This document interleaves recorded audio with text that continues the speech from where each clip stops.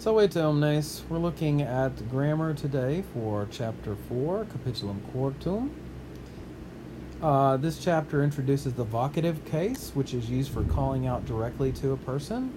For masculine second declension words that end with us or ius, like, for example, Julius and Medus, the spelling of those nouns is going to change a little bit when we call out directly to those people. And then imperativus, the imperative, and indicativus, the indicative verbs. So indicative verbs are the normal verbs that we've been having already, like est, is, or sunt, are, like tacet, is quiet, and so on. The imperative verbs are new in this chapter. Those end with just a vowel, and there is no T at the end. Those are singular command forms, singular imperatives, right? So let's look at some examples of these. Vocative case first. Again, vocative case coming from vocat, the Latin verb that means calls. So this is the calling out to case, right?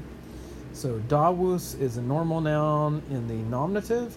We can change that to dawe in the vocative. Their example, Medus davum vocat, Medus calls davus. And then here's what he says to call davus, dawe. So the we, the short e at the end, is the vocative case ending. Dawe vocativus est. Dawe is vocative. Vocativus nominativus us.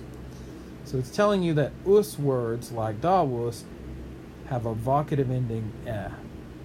Exemplar mede, domine, serve, improbe. So we want to call somebody, you bad dude, right? So that would be improbe. Slave, if Julius is calling to one of his slaves, he'll say serve. If they call to their master, they say domine. Call out to Medus, you say mede. Call out to davus, dawe, and so on. All right, then the slave says salve domine, hello master. So notice the domine, and the salve is the imperative, which we'll see more about in a minute. Julius medum vocat, Julius calls Medus. Mede, right? Notice the E on the end for the singular vocative. Vene improbe serve, come wicked slave. Notice there, serve is the noun in the vocative. Because the adjective improbus is describing the noun, we have to make it agree, as usual in Latin. Adjectives always have to agree with their nouns. So improbe, the us changes to e there. All right, now let's look at some examples for the imperative versus the indicative. So indicative is a normal statement or question verb. Imperative is for these commands. So Dominus, the master, says, voca davum, call davus. And then the narrator says, servus davum vocat, the slave calls davus.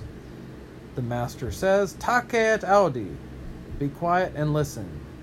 And then the narrator says, servus tacet et audit. The slave is quiet and he listens. Okay, so you put the T on the end, you've got the normal indicative verbs, and those just describe what's going on, right? If you have the vowel at the end, those are the commands. Next example, Dominus, the master, says, discede serve, leave slave. Servus discedit, says the narrator. The slave leaves. Okay, Dominus imperat, the master orders. Servus paret, the slave obeys. Notice that the word imperative, or imperativus in Latin, comes from the Latin verb imperat, which means orders or commands. Voca imperativus est. Voca is an imperative. Vocat indicativus est. Vocat is indicative. Tace audi discede est imperativus. All of these are imperatives, right? Tacet audit discedit indicativus est. These are all indicative or normal verbs. Again, normal statement or question verbs are indicative. Imperativus, a, e. Okay, so those are all the vowels you can get. A long A, long E, a short E, or a long I. Indicativus, the indicative, at, et, it, or it. Now, why do they put it twice? Basically, it's telling you if you've got a verb that has a short E or a long I in the imperative.